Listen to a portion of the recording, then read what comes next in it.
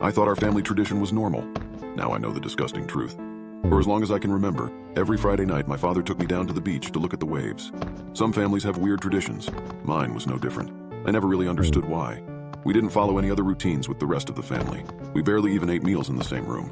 But regardless of the weather or conflicts or any other excuses, at exactly 7 o'clock, my father would always drive me, and only me, down to the beach to look at the waves. That habit became more sacred than religion and almost more important than school. We never missed a Friday, not one single time. My earliest memories of these trips were positive. We had a puppy, a German Shepherd named Lola. That dog loved nothing more than to chase me up and down the dirty sand dunes, jumping into the waves and splashing around like a maniac. Honestly, I loved it. But the older I got, the more Dad's weekly trips became a burden to my social life.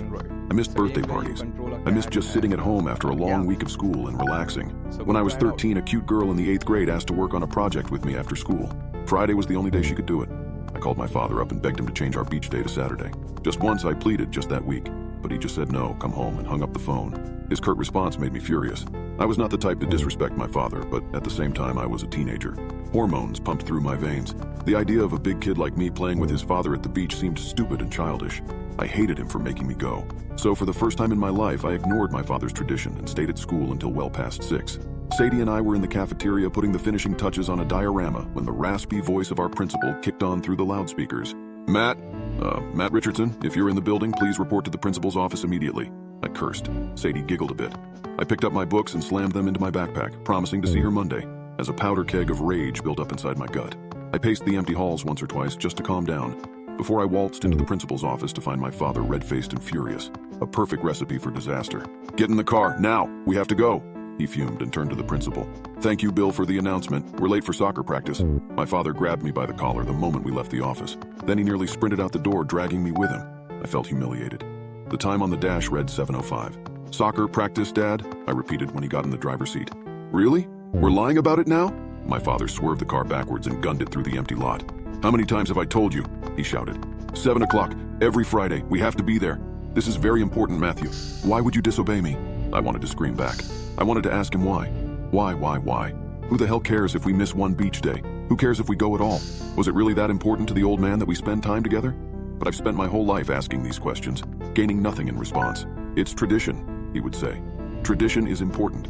Sadie's pretty face and features lit up in my mind. She would probably forget me by the end of the weekend. She would probably end up dating somebody else. The rage and hormones coincided to build up inside my stomach like a powder keg. I wanted to hit him. I wanted to hit him and make him realize what he had done to me. But I reached out and slammed my fist against the car window instead. The glass shattered all over my knuckles. Warm blood ran over my fingertips. My father's angry expression turned pale. Keep your hand inside, he snapped. We're almost there. We arrived at the beach in the pouring rain and parked by the old prison. My father cut the engine and nearly jumped out of his seat and into the rain. He had one of those flip phones back then, the type that got shitty service too far away from the towers. He danced around dramatically trying to find a signal to place a call. You should have fucking listened to me, Matthew, he ranted. Why didn't you listen to me? The cell beeped unsuccessfully. My father nearly chucked it before he grabbed me by the shoulders and shook. I felt tears well up in my eyes. I know I was too old to be crying. I knew I looked like even more of a baby now, but it scared me to see my father so angry. He never cursed at me. He never shook me. My dad was the type of guy to offer a pat on the back and warm conversation as reassurance. He never acted this way. I pushed him back. I pushed him so hard he fell down to the floor and smacked him elbow on the concrete. Then I stood over him like there was more coming. I don't know what made me do it. I wanted to show him that he was not the only man in the house. I wanted to show him I could take care of myself. But my actions had the opposite effect. My father didn't respect me. He looked terrified. He looked at me like I was an animal. He looked like he didn't recognize me anymore. I started to cry again. My father still held the phone up to his ear from the ground. The fear vanished from his face as a dial tone sounded.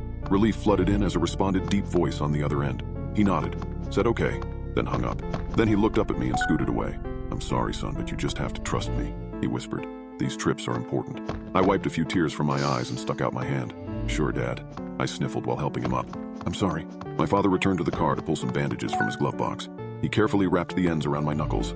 I protested for him to be careful as he stepped over to the back window and pushed away the glass shards with his jacket. Then he wrapped his arm around my shoulders and led me towards the boardwalk. It's okay, bud. Let's go watch the waves.